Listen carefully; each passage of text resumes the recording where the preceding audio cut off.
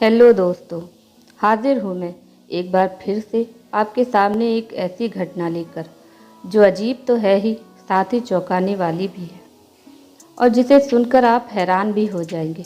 तो चलिए बिना समय गवाए सीधा इस कहानी पर आते हैं। इस कहानी की शुरुआत होती है उत्तराखंड की राजधानी देहरादून से। देहरादून में पड़ने वाली टनल रोड पर सोहेल नाम के व्यक्ति का एक बड़ा सा मकान था। सोहेल के घर पर किराएदार भी थे जो लगभग 4 महीने पहले आए थे। सोहेल अपने काम में व्यस्त रहते, किराएदार से ज़्यादा मतलब नहीं था। इसी बीच 13 या 14 जून को उस किराएदार की पत्नी सोहेल के घर आती है। वो किराए वाला घर जिसमें सोहेल के किराएदार रहते थे। जब वो महिला आती है तो देखती है घर तो बंद है। इसके बाद वो सोहेल से संपर्क करती है। अब सोहेल भी मौके पर पहुंचता है और दरवाजे को खोलने की कोशिश की जाती है, लेकिन अंदर से इतनी तेज़ बदबू आ रही थी कि वहां खड़ा रहना मुश्किल हो रहा था। अब एक आदमी जो उस घर में रह रहा था, दरवाज़ा अंदर से बंद था और अंदर से आने वाली इतनी तेज़ बदबू किसी और ही दिशा की ओर इशारा कर रही थी। फौरन पुलिस को बुलाया जाता है। पुलिस घटनास्थल पर पहुंचती है और जैसे तैसे दरवाजे को खोला जाता है। दरवाज़ा खोलने के बाद जैसे ही पुलिस अंदर पहुंचती है तो देखती है कि 2 दरवाजे थे। एक दरवाज़ा अंदर से बंद था, एक दरवाज़ा बाहर से बंद था, लेकिन अंदर से इतनी तेज़ बदबू आ रही थी कि किसी से वहां 1 मिनट भी रुका नहीं जाता और सब बाहर की तरफ भागते हैं। बाहर निकलने के बाद नाक को ढका जाता है, मास्क लगाया जाता है। इसके बाद जो बाकी के लोग थे उनको बाहर ही रोका जाता है। पुलिस वाले अंदर जाते हैं और वहां जाने के बाद पुलिस वाले जो देखते हैं उसे देखकर पुलिस वालों के ही हाथ पैर फूल जाते हैं।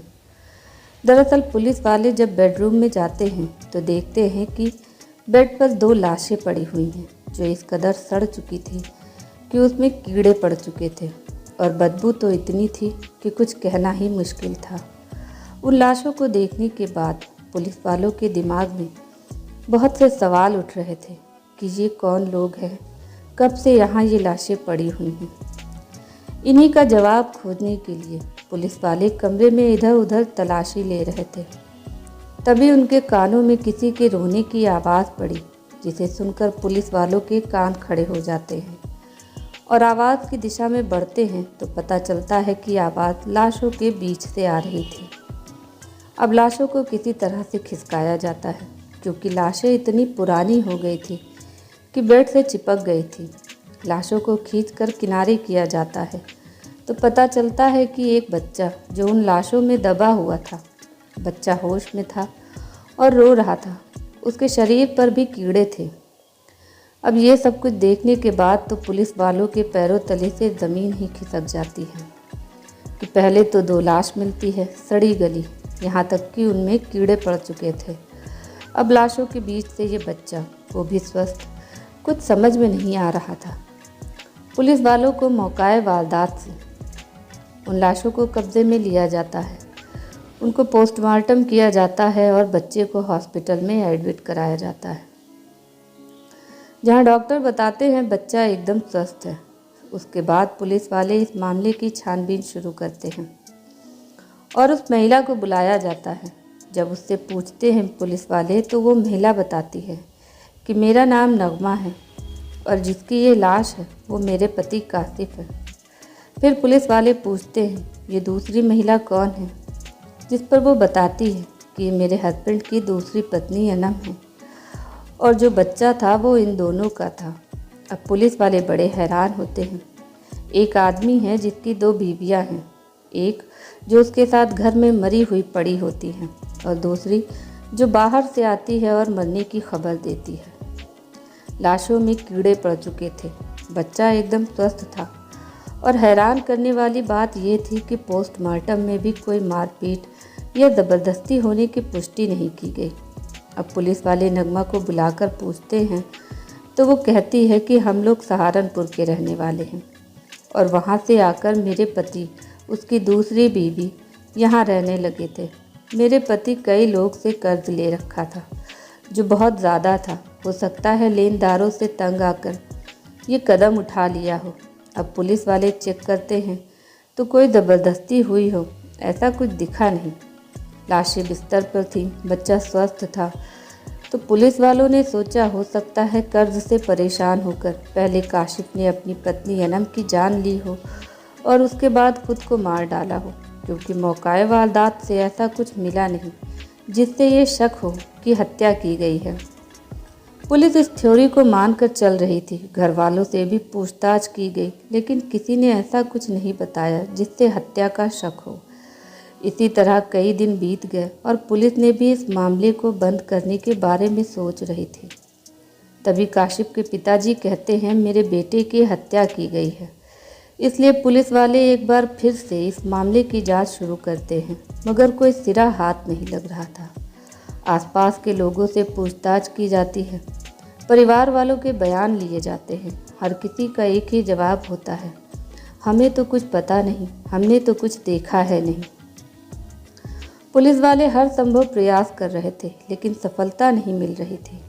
तभी पुलिस वालों की नज़र एक चीज़ पर पड़ती है और उनको लगता है कि अब इस केस का फैसला यही चीज़ कर सकती है। दरअसल पुलिस वाले देखते हैं कि बगल वाले मकान में एक सीसीटीवी कैमरा लगा होता है और संजोग से उस कैमरे का फोकस उसी घर के दरवाजे पर है।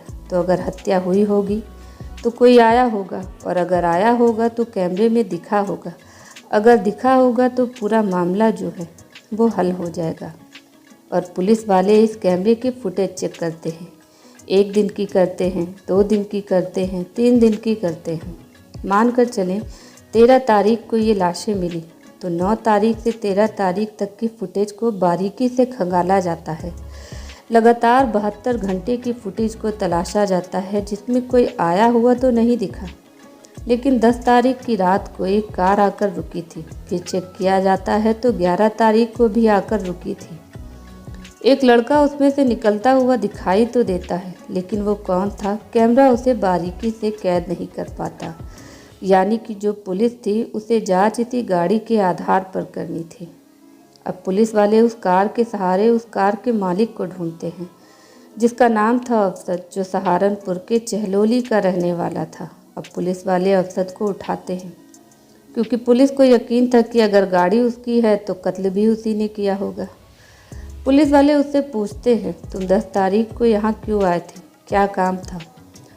तो जो अफसद होता है वो साफ मना कर देता है कि मैं तो यहाँ आया ही नहीं, क्योंकि मेरी गाड़ी तो उस दिन मेरा दोस्त शहबाज ले गया था और वही बता रहा था उसे कहीं पार्टी में जाना है। वो देहरादून कब गया, क्यों गया, मुझे कुछ पता नहीं। ये सुनने के बाद पुलिस वाले शहबाज की तलाश में जुटते हैं और शहबाज को उठाते हैं। पहले तो शहबाज पुलिस वालों को घुमाता है, लेकिन जब पुलिस वाले अपना पुलिसिया अंदाज दिखाते हैं तो शहबाज टूटता है और फिर वो जो कहानी सुनाता है उसमें रंजिश, गुस्सा, बदला, ये सब आपको साफ तौर पर दिखाई देगा। शहबाज बताता है कि आज से लगभग 9 साल पहले काशिफ का बड़ा भाई और शहबाज के पिता एक साथ काम करते थे। काशिफ का भाई जेसीबी चलाता था।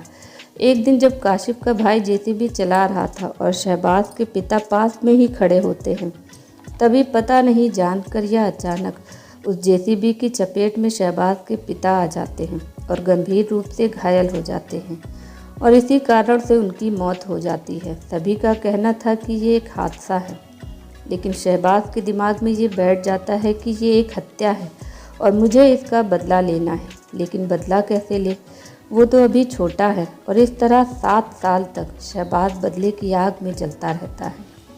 कभी कोई जुगाड़ लगाता, कभी कोई जतन करता, लेकिन हर बार फेल हो जाता। इसी बीच शहबाज पर रेप का मुकदमा चलता है और साल 2021 में से 1 साल की सज़ा हो जाती है। जेल में भी बस ये यही इंतज़ार में रहता है कि जेल से निकलते ही मुझे अपने बाप के कातिलों से बदला निकला। अब जब वो जेल से निकलता है और जो कुछ देखता है तो उसको देखकर मानो उसका गुस्सा 7वें आसमान पर होता है। जिस इंसान को, जिस परिवार को वो अपने बाप का कातिल मान रहा था, उसी परिवार का एक लड़का जिसका नाम काशिफ होता है, वो शहबाज की बहन को भगा ले जाता है और निकाह कर लेता है। पहले तो बाप का कत्ल, फिर बहन भी उसी घर के लड़के के प्यार में पड़ जाती है।